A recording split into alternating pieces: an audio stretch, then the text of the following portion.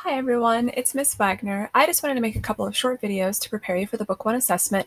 I'm just addressing some common questions that I've received from students and some things that I know will help you be successful, being that I'm the one that's going to be assessing you.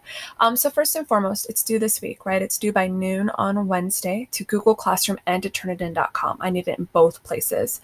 Please make sure you read the directions. It explains what you need to leave in the document and what you should delete to help make Turnitin the easiest for me to read in comparisons.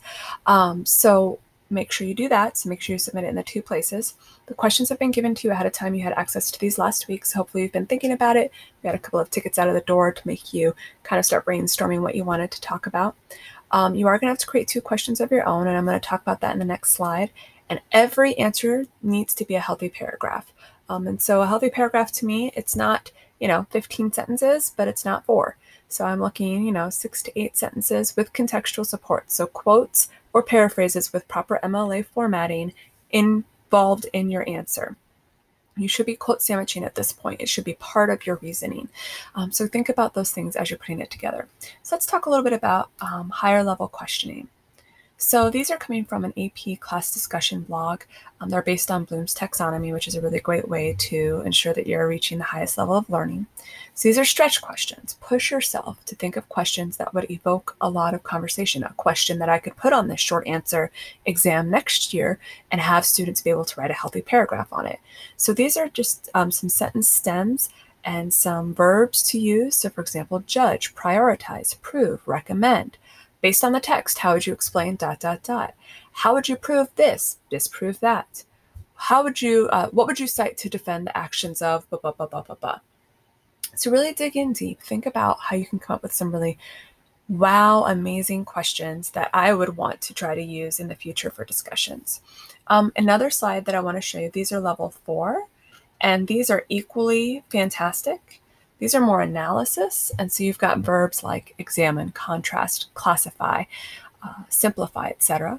And then the question stems. Why do you think ... What conclusions can you draw ... Now these questions are great, but if you aren't prepared to really dig deep, it could end up turning into a kind of simple question. Like for example, why do you think Dr. Manette is a shoemaker? That's not really an in-depth discussion kind of question, right? So you want to add things from the text that show your understanding, that pushes the reader further, how he or she can dig into that. Okay, so these are great question stems, but just be careful that you're writing a really complex sentence. And then I have some examples from students in the past. Sorry for the snapshot, it's not the most high resolution. What makes Mr. Burnett so important that he is only shown to certain people who fit certain circumstances? What does the spilling of the wine symbolize, especially with upcoming historical events? How do we know Defarge is a man of the Revolution? And then the ones here on the bottom, when the jokester writes blood on the wall, how does this foreshadow the Revolution?